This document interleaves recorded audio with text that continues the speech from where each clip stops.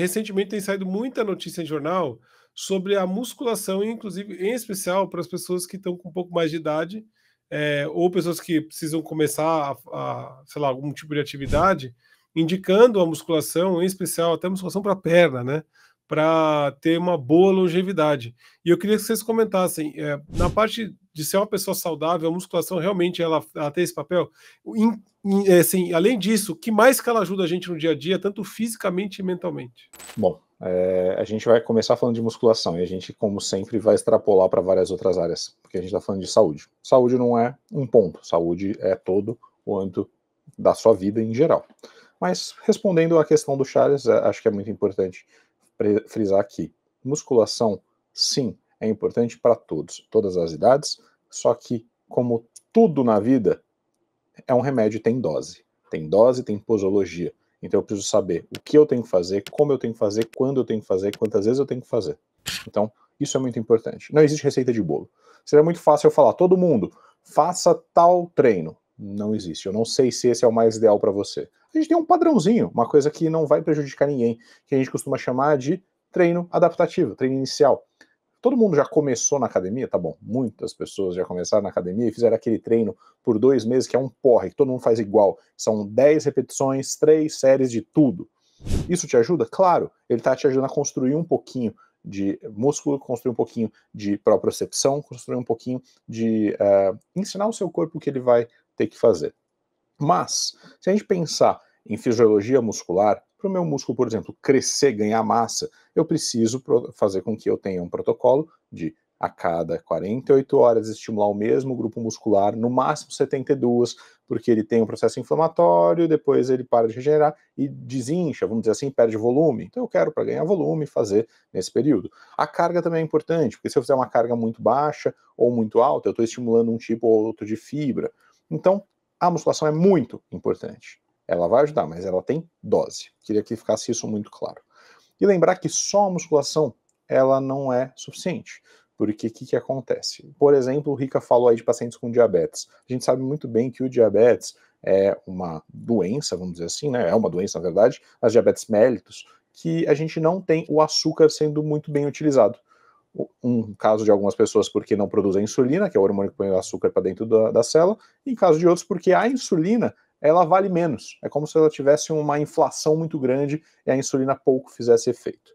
Se eu contar para vocês que existe um método de eu acionar a passagem da glicose de fora da célula para dentro por um porteiro ali da célula que vai abrir a porta escondido, vocês achariam bom? Chama atividade física, porque o músculo ele produz energia por uma via que chama via MPK, que ela estimula a GLUT4, que é uma proteína que faz a glicose passar de fora para dentro da célula, sem precisar da tal insulina. Então, o exercício ele já ajuda. Eu dei o exemplo da diabetes porque o Rica tocou no assunto.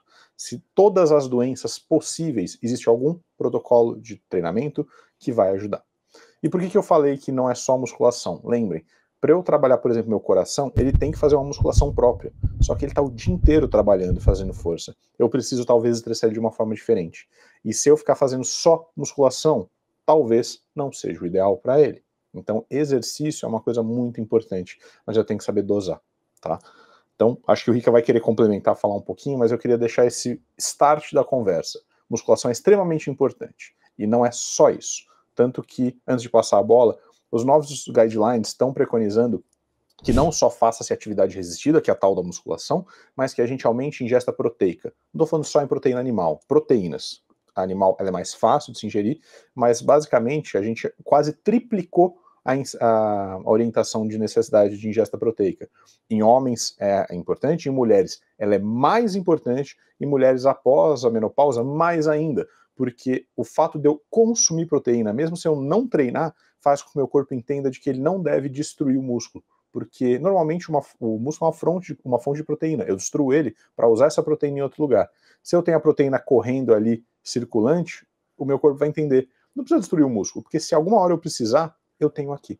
Então é treinar melhor, é se hidratar muito bem, que a gente não citou, mas faz parte, e comer melhor. E aí vale o whey protein, essas coisas aí, tipo... Sempre eu falo para os pacientes que é o seguinte, o ideal é o que você consegue fazer. Se eu tiver a pessoa ideal que vive em função disso, o atleta, por exemplo, que ele vive para aquilo, ele trabalha para aquilo, ele ganha dinheiro daquilo, pô, ele consegue se alimentar antes de treinar, ele consegue comer direito sem precisar de suplementação. É claro, é muito mais fácil usar suplemento. E não é crime. Pode usar. Mas se a gente conseguir fazer o mais natural possível, excelente. Não conseguir, poxa, eu sou um exemplo, eu não sei que horas eu vou conseguir treinar a maior parte dos meus dias. Então eu preciso levar comigo um suplementinho, porque de repente eu falo, putz, vai rolar. Preciso de uma ingesta proteica. Boa. Quer complementar, Edinho? Quero, não, mas só puxando um gancho para o outro lado. O que o Fê falou super bem, desenhou super bem em todas as situações, óbvio, como sempre. Mas quando a gente fala de exercício de musculação em qualquer idade, só queria dar um exemplo mesmo. Por que funciona? Por que é bom para idoso também, né? O que precisa fazer? Né? E hoje, antes a gente falava, não, só aeróbico, flexibilidade, mobilidade. E hoje não. O idoso tem que fazer academia, tem que fazer exercício resistido, né?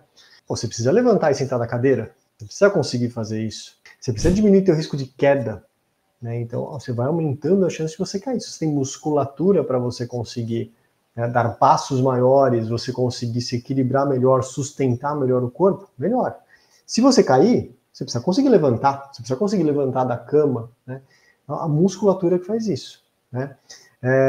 E também ela protege mecanicamente. Se você está com a musculatura desenvolvida, você tem uma estrutura, tem um para-choque, né? Você tem alguma coisa absorvendo mais impacto, né, e distribuindo esse impacto, né, de maneira melhor para você se proteger numa queda, por exemplo, né? Então, a gente começa a trabalhar, a gente pode trabalhar musculação e exercício resistido em todas as idades. O Fê colocou muito bem que